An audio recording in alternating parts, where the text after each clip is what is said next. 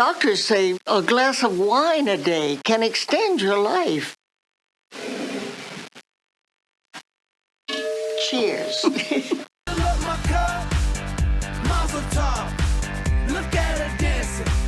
place uses too much ice. It's a blacked out blur, but I'm pretty sure it rules. Damn. I'm cooking. Trying to get a little bit tipsy. I choose vodka and Chaka Khan.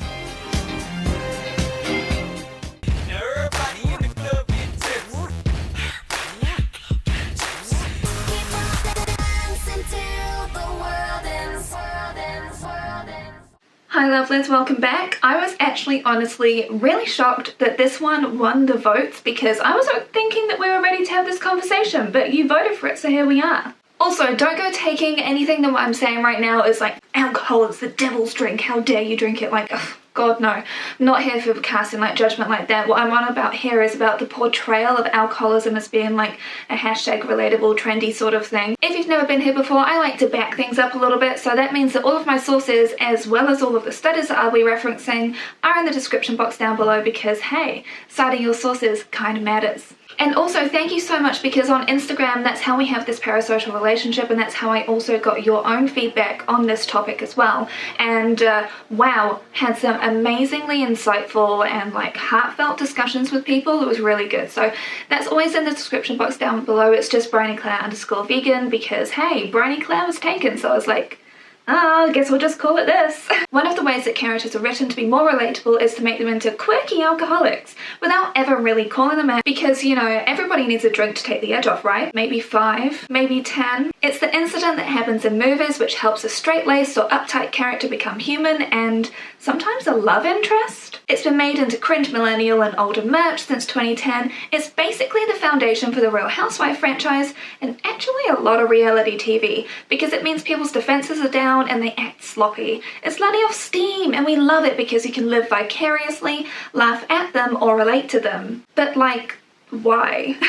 It's really interesting to me that alcohol is a hug, as we'll be calling it in this video, because hey, I want to be able to get some money from this, thank you. It's made it into such an integral part of our lives, whereas other hugs have been demonized despite the health risks associated with alcohol, instead of showing the benefits of other hugs, but you know, hey, when businesses can profit, that'll happen. Also, some fairly obvious trigger warnings for this video of addiction, alcoholism, alcohol will be shown a lot, so if you're quite sensitive to that, just as a heads up. There are consent issues and death. I think you may have anticipated this before even heading into this video, but I still just want to make sure you're prepared. Let's just get the definitions straight here too, because alcohol isn't exactly standardized when you're buying it normally. So have a little look at this infographic on screen for help. According to the CDC, females should only have 1 alcohol serving per day if they're drinking.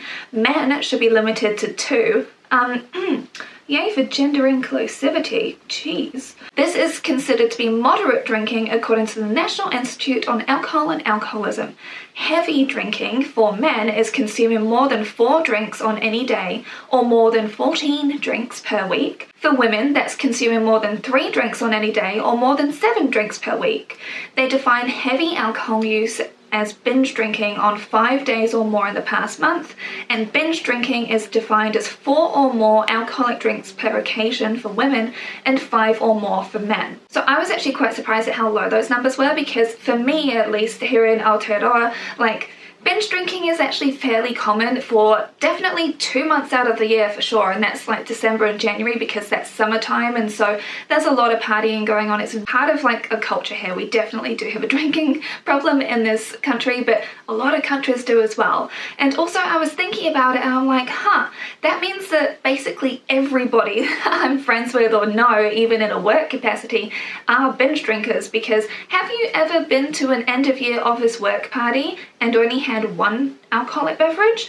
Because I certainly haven't. They're just like me. So we don't want a perfect protagonist, and a way to make them relatable is to make them a little bit messier, you know, just not exactly in the traditional sort of ideal clumsy sort of way, but this is for the sassy people, so that sassy people have someone to relate to.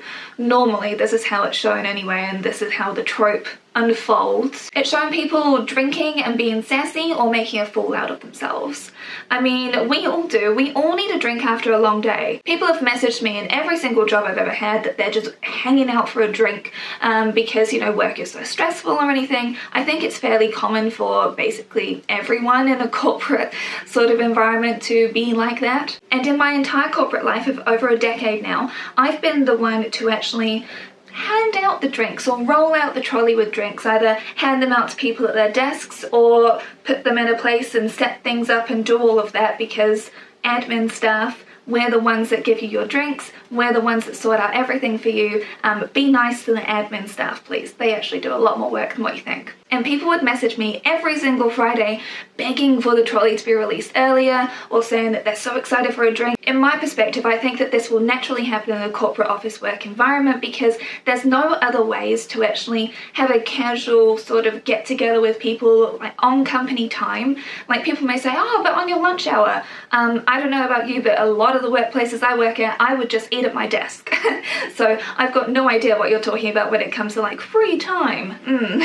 This is like your socializing time at work, because when they drop a Kit Kat off at your desk, like you're not exactly going to be stopping and chatting to everybody and getting everyone together from all around the place. No, the way that happens is over alcohol, and because people aren't exactly used to talking to each other in that way, it's this professional lubricant, and it's perfectly acceptable. This is something that has been ingrained into cultures. Except for where I currently work, it's quite a different sort of format there, which I was very worried by at the start, because I was like, I'm not used to this. I'm used to way more like casual alcoholism, and it was only after I've been there for a bit I'm like, maybe the other places are all the problem. And if people try to bring up like those team building sort of events, it's not exactly an environment where you like casually get to know everybody, is it? Because those tend to be quite cringe inducing, unless they're created and run by me, because I don't know, I do such a good job at them, everybody always loves them, but it's not the same environment as like a casual drinks on a Friday night, you know? When people are catching up in movies or TV shows, unless it's Hallmark, because, you know, hot chocolate is the spirit of choice normally, and of course Friends in the 90s where they just had a coffee addiction instead, it's mostly alcoholic drinks related. It's a lazy character writing trick and something used to make the female lead in particular have a quirk, or this often falls on her best friend. Normally comes with a hefty dose of sass or sarcasm and being real and not being afraid to speak their mind. It's being able to get away with having all of like these sort of empowerment moments, but then it's hidden behind this mask of alcoholic cynicism, which makes them a bit more detached, therefore cool. You know, it's that kind of cool girl. It's not the clumsy girl next door type, nah. This person knows what they're on about and they see through other people's BS and they call it out, but because they're drinking, it's seen as like this sort of cool cynicism that they've got. It's definitely played off to give them some extra cool points, as opposed to being like, this could actually be a problem. And we're actually kind of meant to admire them and be like, yeah, I relate to this. Again, it's a bit of a lazy writing trick, but because they can use the facade of alcoholism to be kind of meaner, as in just honest in a lot of the cases, it means that we can feel like they're actually empowered when actually there's probably normally a problem going on there, but we don't think about that because that's boring. Even if this is done in a self-sabotaging way of heavy drinking alone, like what they did in Persuasion, the character is meant to be relatable to us because of course we're all doing that. Everybody drowns their sorrows at home, right? That's a completely normal thing to do. Wine, because no exciting story started with eating a salad, right? Also, have you noticed that men with drinking problems are also glamorized, and it's normally part of being a man, where we're meant to sympathize with them and feel for them because clearly they're hurting, so we can think about fixing them because that's what we've been traditionally taught to do. I'm particularly looking at Don Draper here. Reality TV. So reality TV really thrives on messiness. And with dating and fake marriage shows, The Real Housewives, alcohol's a main character. It's no secret that they used to ply contestants and stars with alcohol, now in those awful metal glasses to make manipulative editing easier, and so we don't see exactly how much they drink. Some shows like Love Island have a 2-drink limit now. Others like The Ultimatum, Come Dine With Me, Love Is Blind, etc, the list honestly goes on.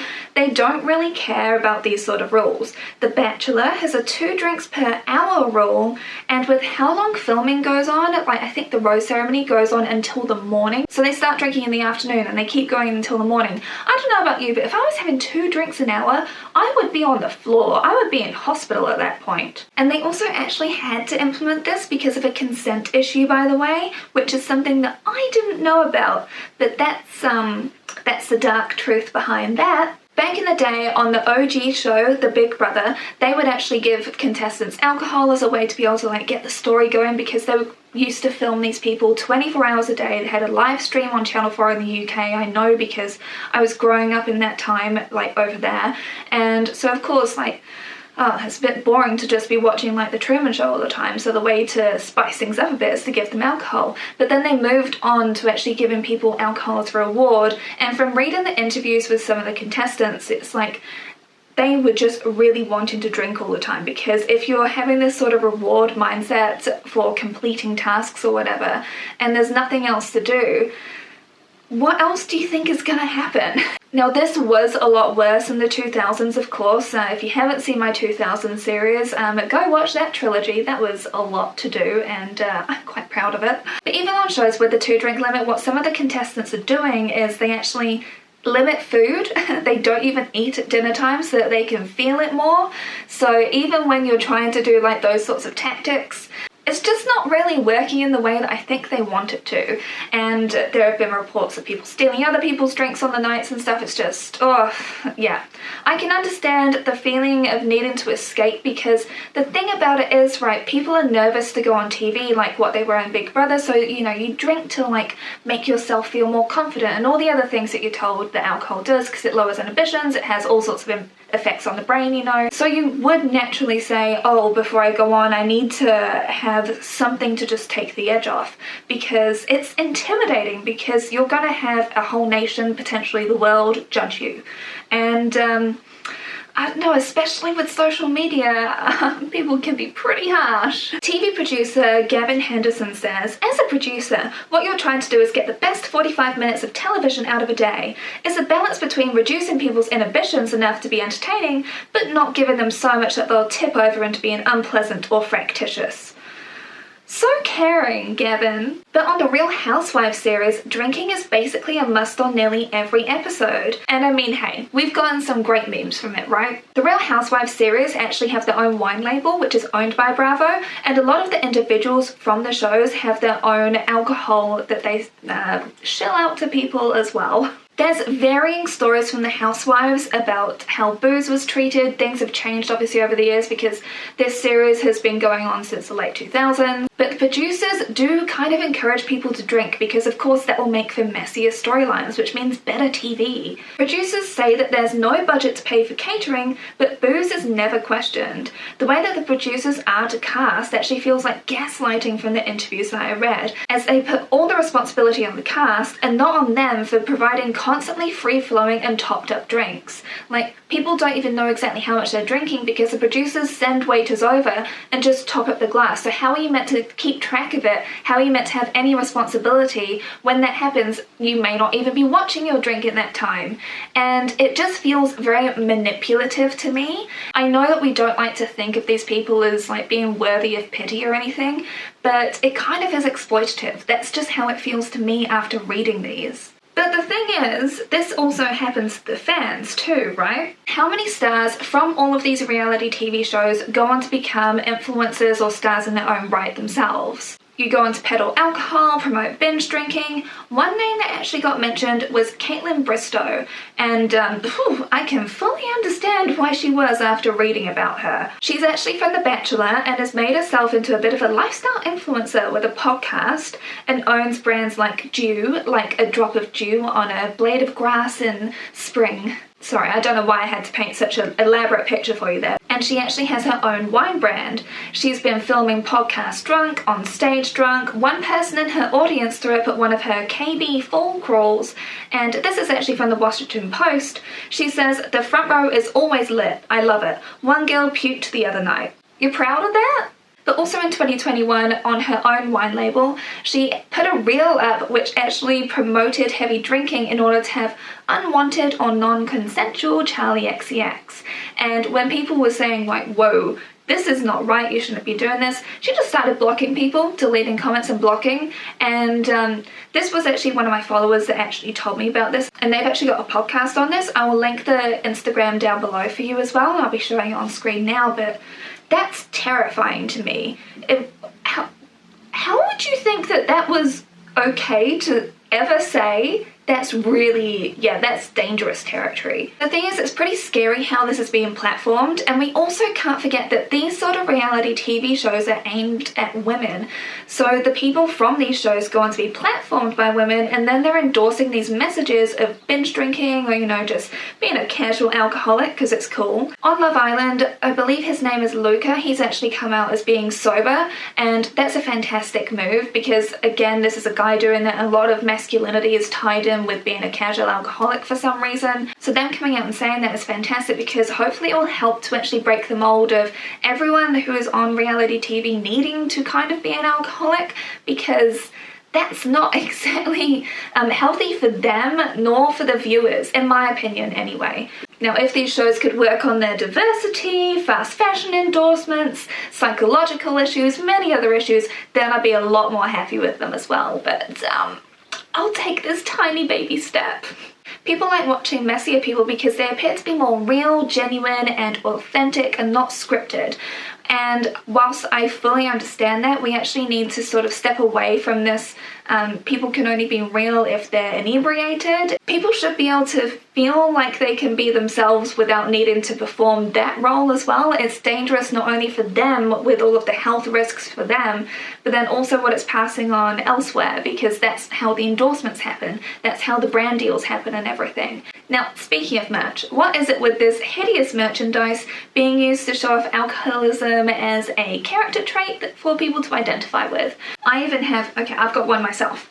No offense to the person that gave me this, but I didn't even like it when I got it. I've had this for years, and you can't buy happiness, but you can buy wine, and that's kind of the same thing.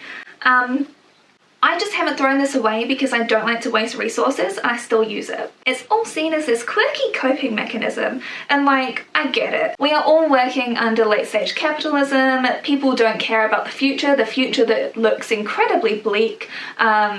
You can't buy your way out to freedom, so what you do is like you buy something else to distract yourself and to, you know, kind of buy it ironically. Like, I do kind of get it. Doesn't mean that designs are any less ugly though. So of course, as would happen, people tend to making jokes out of it, and then like, just one glass of wine, and share this meme. Or, you know, you get this monstrosity, or this one. There's actually so much merch that's related to this, it's just hideous. You're welcome for being able to see all of them. I'm sorry if you own this and you like it. Like I said, I've kept that one because I don't want to waste the resources. You can like whatever you like. Just for me, it's... You're tacky and I hate you. Now, a lot of these are actually aimed at mums too, which is the more worrying part. It's a way to cope, their only me time, which is incredibly depressing. Now, if you've actually seen any of my other videos, I'm sure that you'll be familiar with this because I bring this up all the time, how most of the household burdens, it's been proven many times through many studies, how most of the household burdens, the emotional labor, basically everything, falls on the women of the household, and of course a lot of that will fall onto mums in particular. Mom who's overworked, overstressed, or if you're just a mom who wants to do less, then vote for me. And the thing is, mums actually go unsupported a lot of the time. Like, where's the community when everyone's busy working and has to live far apart due to high prices and work, etc. And also, men are celebrated for doing literally the bare minimum when it comes to parenting because, wow, he changed the nappy once in a day. I had to change 20. A lot of being a mum is actually a solo journey, and day drinking has been an issue for decades for mums, but as opposed to addressing the issues and providing support, it's like, we'll just make jokes out of it and everyone feels like this. Of course everyone does. But everybody shouldn't feel like this. You shouldn't feel like you need to have a bad mum's blowout in order to feel human. Like, that's a sign of like a huge systemic issue, but it's being played off for laughs all the time. It's all unpaid labor at the end of the day. It really is. And people go underappreciated all the time and are expected to do heaps. with literally no reward. And then if you also have to work as a mum, you're expected to just play the part of like the traditional office person and also the mum that has everything together and can do everything from scratch at home because there's all of these other pressures.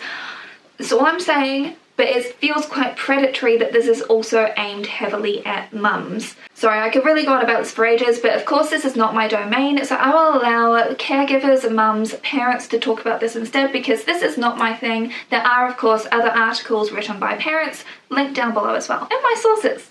Let's have a little look at these studies. So do you remember when people were misreporting on this study that came out saying that drinking 1 glass of red wine a day is really good for your heart health? So that was completely misconstrued, by the way. I'm sorry. I'm very sorry. When you actually take into account all the socioeconomic factors of it, the people that were actually with better health, you know, they actually had access to good healthcare, they had mental health support, they had good jobs, they had good diets, they had everything around them. Basically, the people that were drinking a glass of red wine every day were rich. Shocker. I can't imagine how that would actually give you a better quality of life overall and mean that you live a longer life.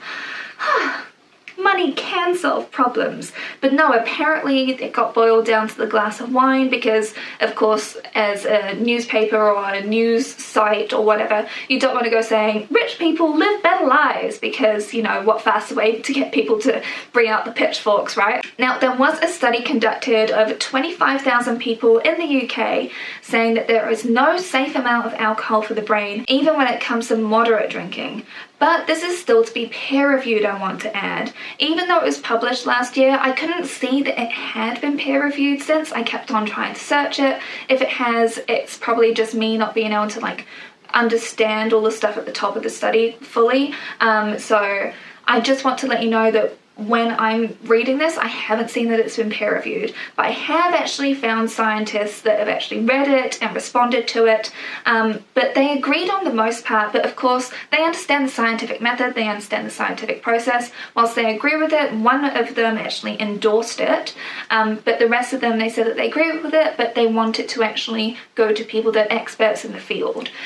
So I found another study. There are so many studies, I've just tried to get the most recent ones, honestly. This actually came out in July of this year due to the mounting evidence of brain damage from alcohol consumption. There were over 20,000 participants from this study, again from the UK. If you know the UK, you know it's a drinking culture, you just know. Alcohol consumption above 7 units weekly was associated with higher brain iron. Now, iron accumulation represents a potential mechanism for alcohol-related cognitive decline, so potentially issues like Alzheimer's and dementia, etc. But it's also worth noting that alcohol intake for this study was self-reported by participants. And with all sorts of self-reporting, we know that people like to make themselves look a little bit better, right?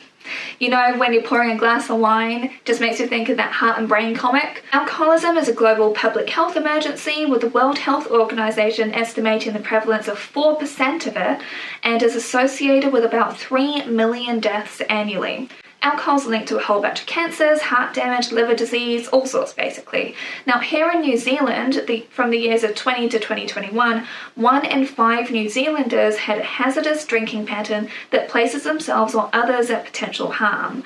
More commonly, it's males when it comes to binge drinking. Again, it comes back to that definition of manliness and masculinity, and then also the fact that going and reaching out for mental health support as a male isn't really something that is encouraged. It's still hugely stigmatized for men, which is definitely a huge problem. We also have a really big sycamore problem in this country as well. Binge drinking in America, the stats were that in 2019, about 25% of people over the age of 18 were binge drinking, which is nearly 15 million people in America having an alcohol use disorder in 2019. Basically, it's kind of an all-around problem. I don't drink, so I'm gonna probably just go with the soda water. Whatever you guys have is fine. Oh, what? Okay, first chink in the armor. Mr. Perfect's not so perfect, but we'll fix him. I'm just kidding. Don't worry. I'm a certified substance abuse counselor, so I know how to handle an alcoholic. I'm not an alcoholic. What, just a couple DUIs? No. I'm not an alcoholic, sir. I swear. Never. You lightweight? No. Did you piss on your friend's couch? No. Make out at truck stops? No. I just don't drink. It's not that weird. Sober stigma. For a while I've actually followed people who don't drink for medical or just personal reasons, and it's not because of that solely, it's because we've actually got similar interests. But there is a lot of stigma around being sober. Anytime I've had to go off alcohol for surgeries or whatever, people always ask, "Ooh, are you pregnant? Oh my gosh, there must be a bun in the oven. Oh, are you trying?" For the 300,000th time, please stop asking people if they're pregnant or if they're trying for a baby or anything. I've said this so many times, but stop. It's invasive, it's rude. Just leave it. Okay, I still get those questions. I can't have kids, I also don't want them. Just stop it, okay? You don't know if someone's just experienced a miscarriage or something, like you've got no idea. Stop it. So whenever I was in a sort of scenario where everyone was drinking and I'm not, there would be those questions, but then I also didn't want to go telling people that I was, you know, going to be having like some sort of like ovarian surgery or something, because then that just leads to more questions and it's like, oh. So it's just better to try and shrug it off, but you're always seen as definitely alien-like if you're not drinking in a social setting. It's not something that is very normalized. So to expand this further, other than the articles that I've obviously got linked down below, I'll be referencing here, I actually reached out on Instagram for people to actually get back to me on their experiences being sober and if there's any stigma around it, people's attitudes towards that, and I had some wonderfully insightful conversations with you, so thank you very much once again for that. Would you be surprised if I told you that there were more negative experiences than positive? Only one person out of everyone that replied to me actually had a positive experience of being accepted by their friends. Everyone else had a pretty bad time. A lot of the time people actually get judgment and shunning from people, whether it's in a business sense, you know, because having drinks after work or drinking at dinner with the team, it's expected to, you know, keep up with the boys and, you know, have a lot. There's a lack of trust for people who don't drink, as they're not making themselves as vulnerable as the people who do drink. And, you know, you're just a buzzkill, you're no fun if you don't drink, of course. And it's like, oh, are you taking notes or something? Are you judging us? Are you going to report us to the boss? If you're not with us and taking these shots, you're against us. Like, definitely a feeling of peer pressure when it comes to business with this, as well as with friendship groups. For one of the people that responded to me, this actually meant that business opportunities got cut off for them. Because they weren't drinking, so they got excluded from business opportunities. So it actually hurts you when it comes to your professional development, which is wild to me. Some actually had negative experiences with family members who gave them grief over not drinking, sneered at them and making really snide remarks all the time. One actually also previously owned a restaurant and was told that they should add alcohol on as availability because that's what actually boosts restaurants' profits the most. But they didn't want to do that because they didn't drink themselves and they're like, I'm not comfortable with doing this, so I don't want to. And it's like that meant that they lost out on heaps of money because of course, you know, in a restaurant you get charged, what is it, like $15 for a glass of wine, whereas, you know, you can buy a bottle for that much. At least that's how my cheap brain works, which again leads to people preloading and stuff, which is another huge problem. It's definitely prevalent here. The one person who had a really positive experience, they actually went from drinking in their younger years to actually deciding to go sober in their like early 30s, and they said that their friendship group actually just adapted and they don't get judgment now, which I think, oh, can everyone just be like this? That would be amazing if we didn't just have like huge stigma. Of course, because I run a vegan page, most of the people, actually all of the people that responded to me are vegan, and they said that they got more judgment for being vegan and more hostility and people just questioning them and being antagonistic towards them for being vegan. So for them this wasn't as intense as that, and I can understand. Now, so of course I also had a Google, and people can assume that you're an addict, that you're pregnant, that you're preachy and judgmental.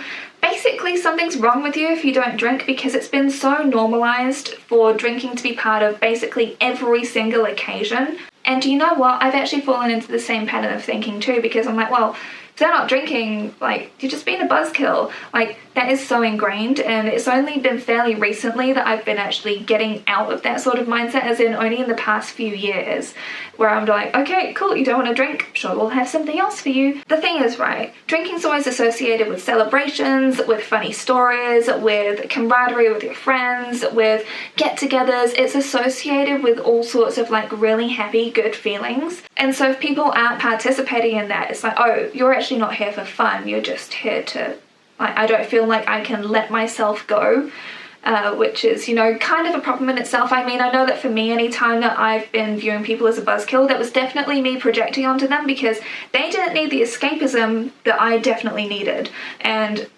that was my own problem. Why would I be projecting that onto someone else? We should just stop doing that. Let's get on to my final thoughts. So I'm saying all of this as someone who has drunk many times in my life. I've gotten blottoed many times as well. I would binge drink when I was a teenager. That was definitely quite heavy. It was not healthy for me.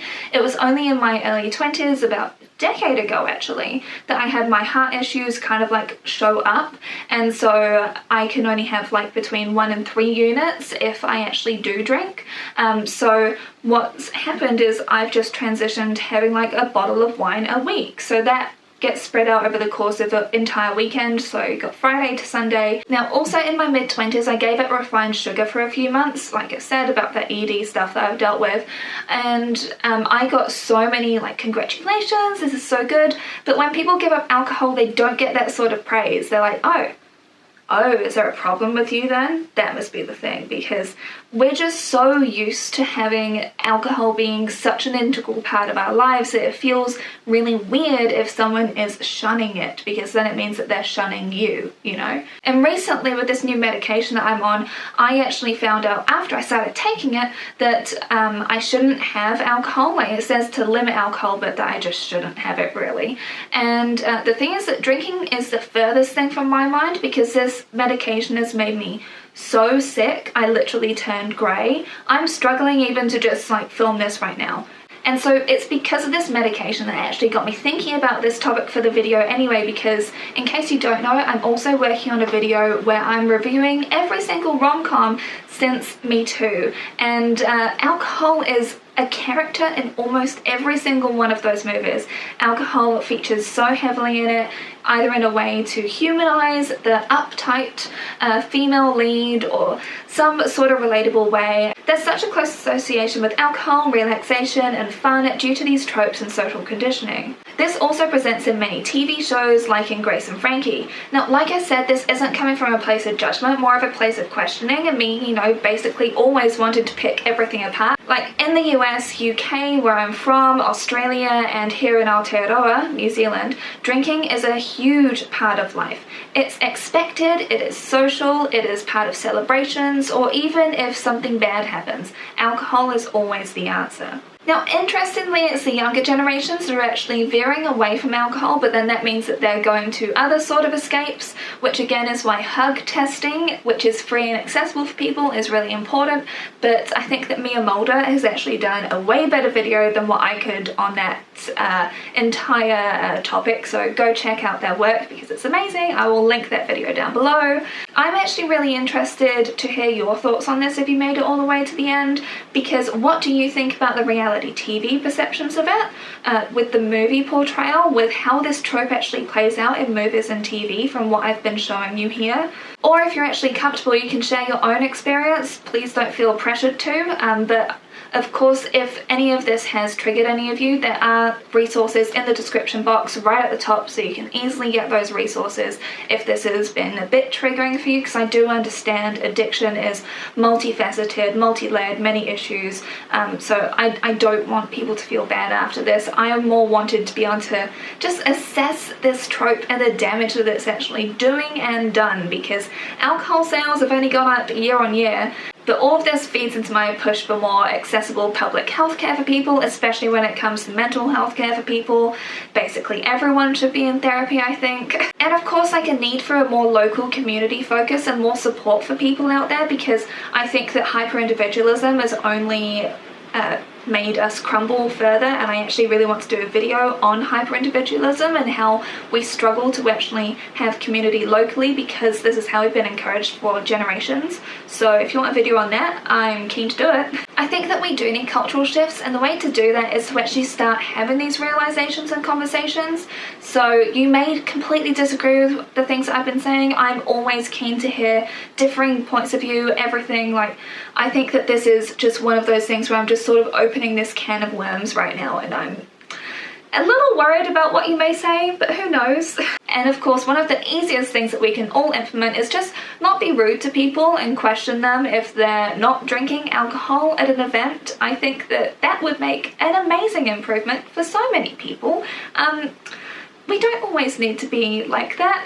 They're just having a drink, okay? Maybe they want water, maybe they want wine. Who knows? You could have Jesus and he can zap one to the other. I don't care. Anyway, take care of yourselves. I will see you again next time. Don't forget, for the month of October, I'm going to be doing videos on Sabrina the Teenage Witch and Buffy the Vampire Slayer. I may make those into like 2 parts if you want, so then you can have 2 of Sabrina, 2 of Buffy. I think Buffy will definitely need 2. Just because it's a lot and there'll be a lot to say about it. Anyway, lovelies, you take care of yourselves. Bye!